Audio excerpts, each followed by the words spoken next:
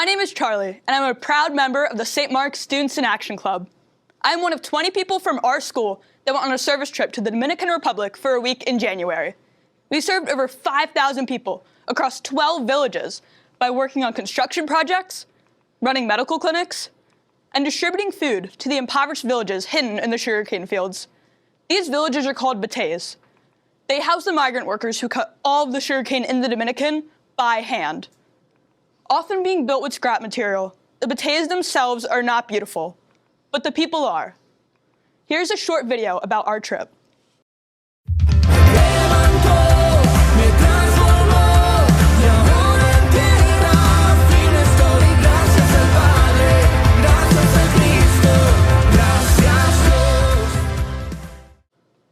We're presenting here, in Sean's room, because our project was born out of a concern for mental health, how out of place each of us felt once COVID restrictions were lifted. We were told everything could go back to normal, but none of us felt normal. Each of us struggled in our own ways, anxiety, loneliness. When I first heard about this trip, I was sitting in the hospital recovering from an eating disorder. I needed to escape the isolation I'd been feeling for so long. We consulted with some doctors who explained that a great way to escape your own isolation is to do something for others. So that's exactly what we did. We did a lot to prepare for this trip. Multiple team-building events, presentations to literally thousands of people, and even a concert with a huge Dominican praise band to raise money and awareness. But nothing could have prepared us for the things we experienced in the bateys with the beautiful families that we met. Despite their truly Spartan surroundings, everyone was so happy, especially the kids.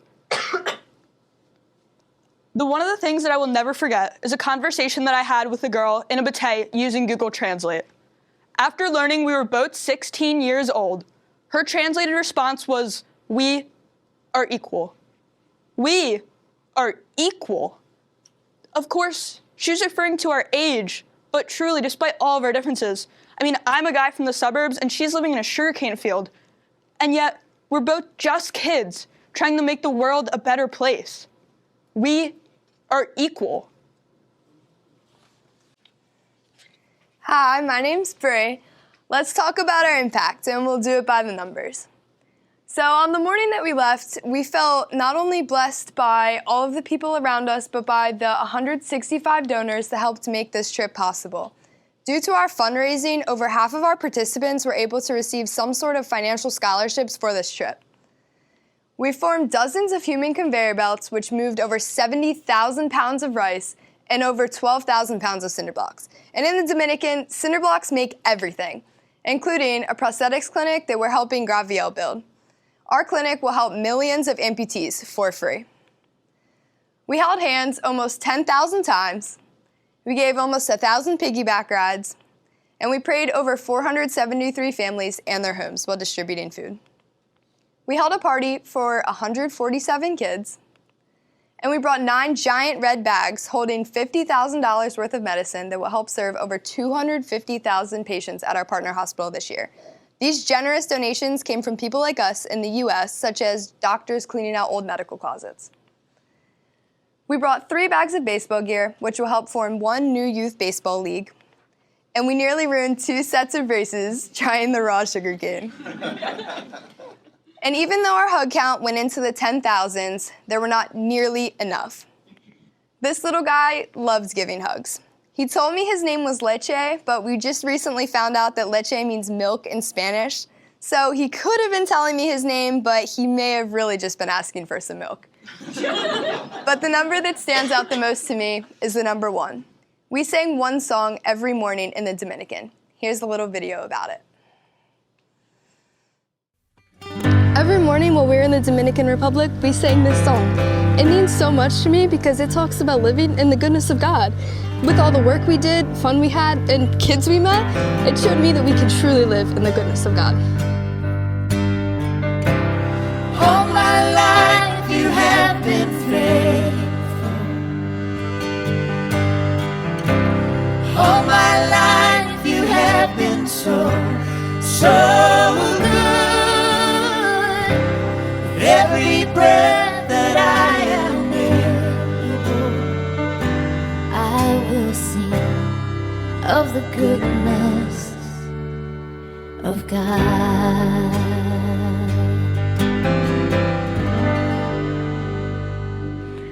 Hi, I'm Lauren. You've heard from Charlie and Bree about our process for service learning, how we investigated, prepared, and executed the impacts of our service. Since returning home, we have presented to thousands of people across 12 organizations, and we have 15 more presentations scheduled. We even made a film about our trip that has won awards in multiple international film festivals. We learned that one way to get people excited about volunteering is by recognizing their community service. So we have recognized people across 8 organizations for a total of 45,000 volunteer hours with awards and even commendations from the President of the United States. Reflection was a big part of our learning. Every night while we were in the Dominican, we held debrief sessions that helped put our experiences into context, and we held a big one when we got home. Individually, we learned to appreciate our blessings and the power of human connection. And as a team, we learned the importance of building trust and how working with others can multiply your impact. Our team partnered with 5 other missions and had 165 donors that made this trip possible. Now, our team as a whole learned a lot on this trip. Me personally, I learned one new word while I was serving in the Dominican. And I learned it from these 2 girls you see here, Francesca and Esperanza. I hung out with them the entire week while I was serving on the construction team, and I learned so much about them, their families, and their lives. But toward the end of the week, they started using a word that I didn't understand. The word was recuerdas. Now, I speak Spanish, but not that much, so I didn't understand what these girls were trying to say. But they kept saying it, recuerdas. So I pulled in Jose, he's one of our translators, to help me understand what these girls were trying to tell me. He explained that the word they were using was recordar, which means to remember. The girls were asking if I would remember them. Of all the things in the world they could want, food, water, clothes, education, a fix to their leaky roof, what they wanted the most was to be remembered. By going on this trip, telling you about it, and going back next year with an even bigger group, we are proving to these 2 beautiful young girls that they are worthy of being remembered. Ladies and gentlemen, this concludes our presentation. Thank you so much. I'd like to open it up to any questions that you may have.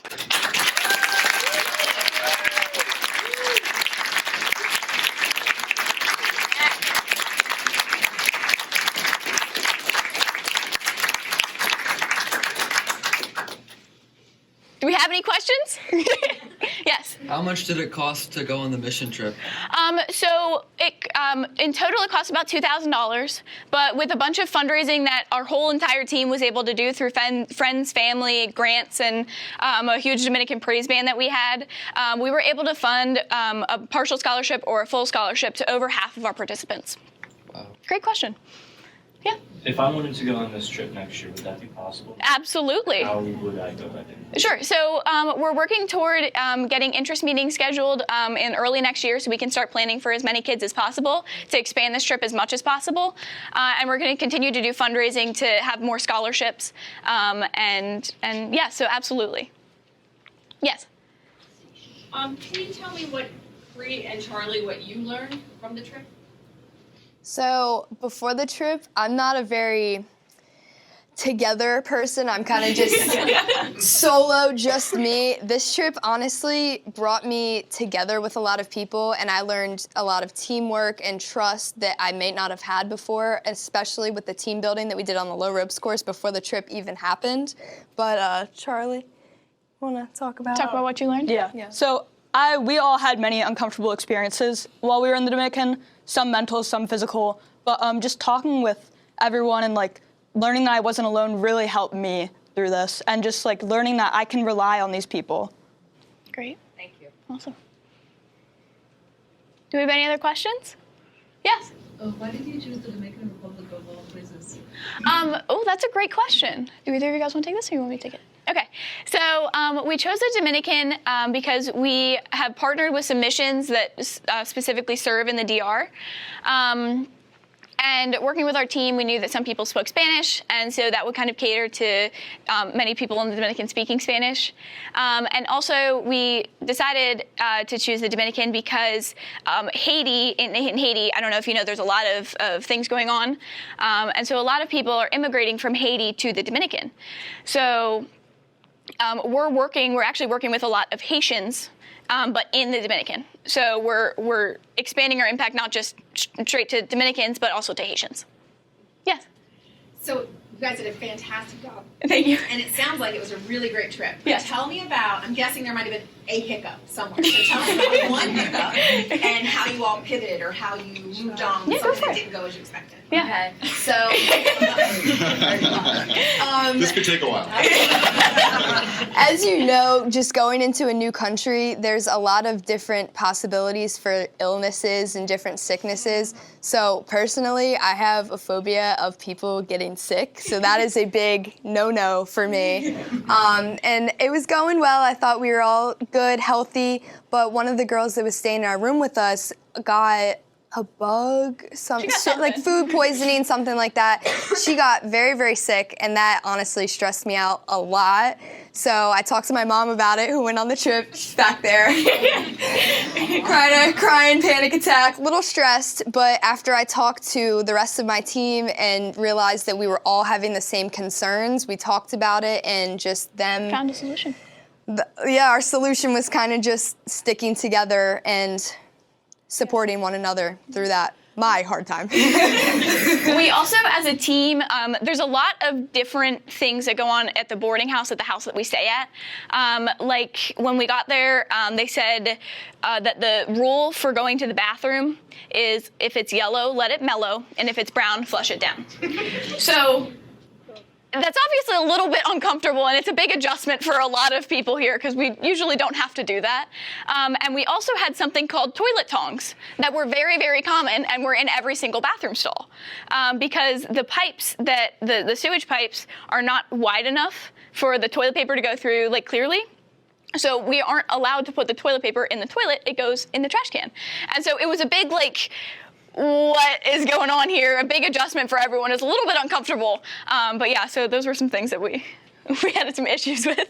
Those of you that like warm showers, don't expect that while you're down there. Bree, could you also tell us about the flight home? You had a run-in with forgiveness. You got this. So, as you know, flying with 20 people is a really big group. So me being the only senior on the trip, as we were boarding, there was another nice lady who was trying to just get a seat with her fellow daughter, cousin, whatever.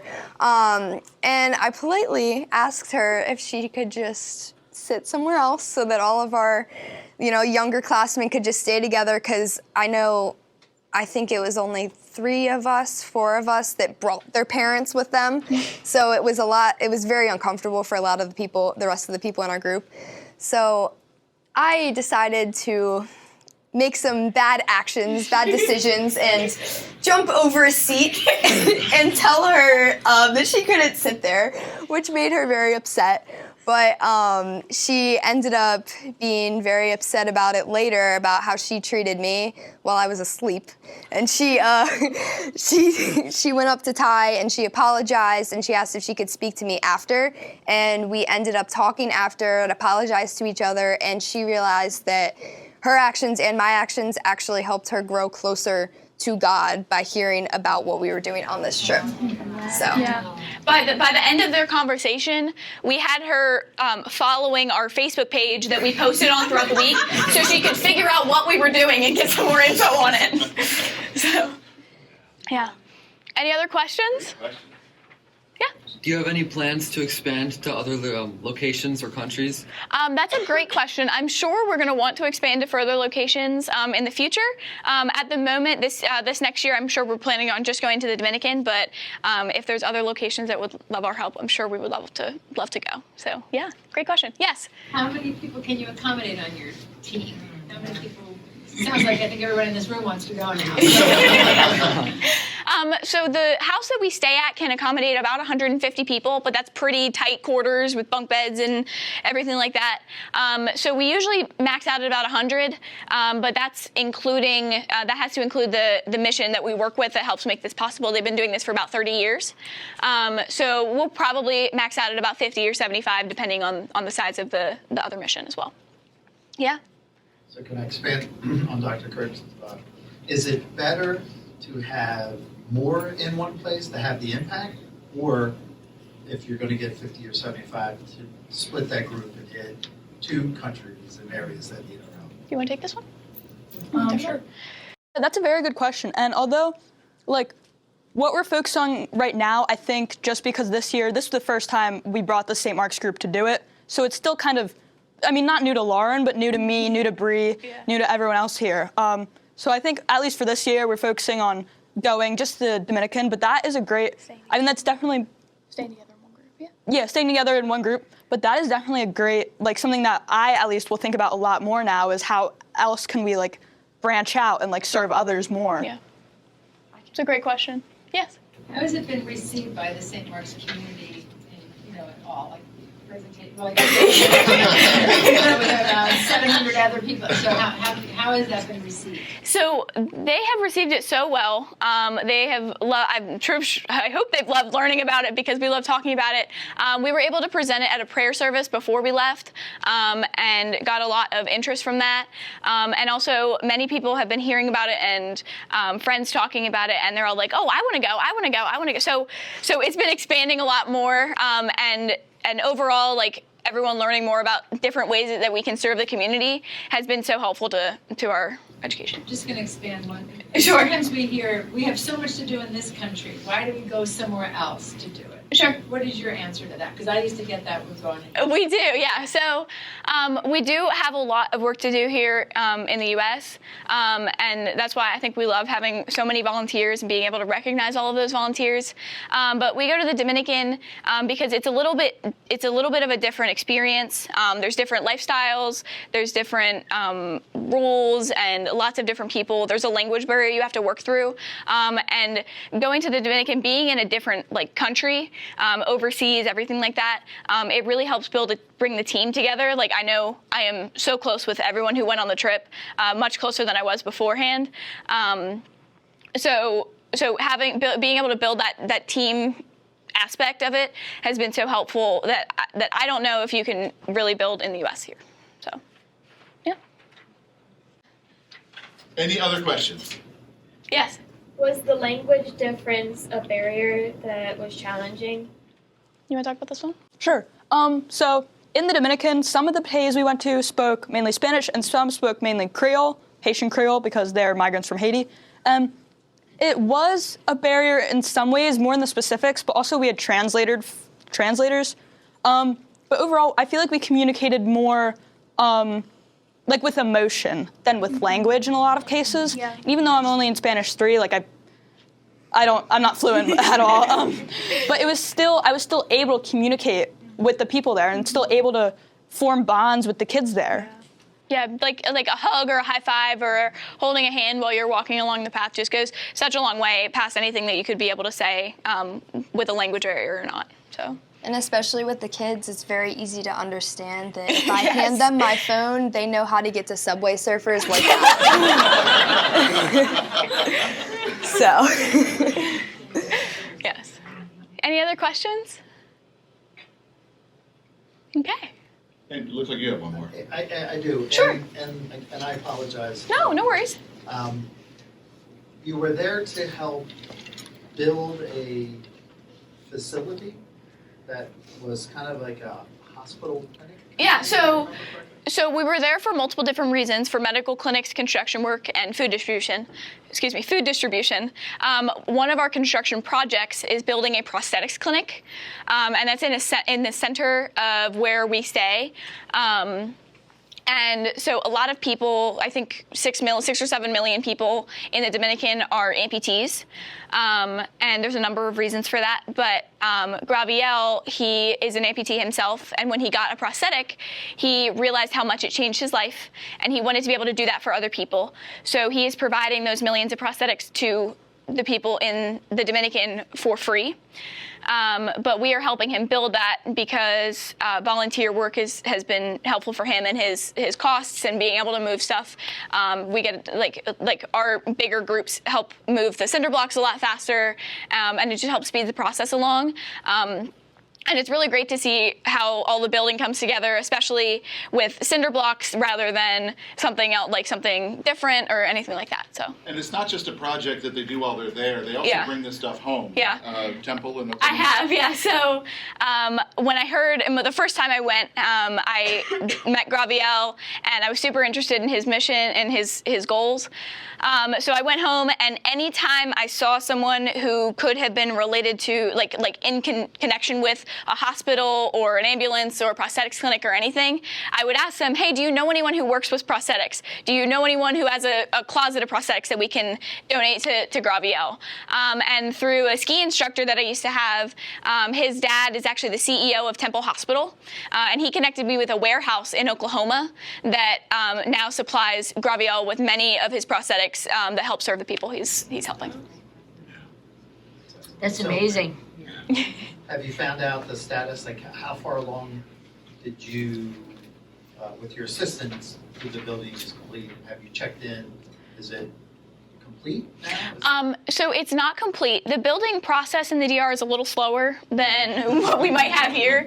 That's just due to like different types of tools and just a different process that they have. So they're still currently in phase 1, which is getting the walls up. I think they just built their first roof, and about 2 weeks ago they did their first fitting and molding and like fit the first person for a prosthetic in that building.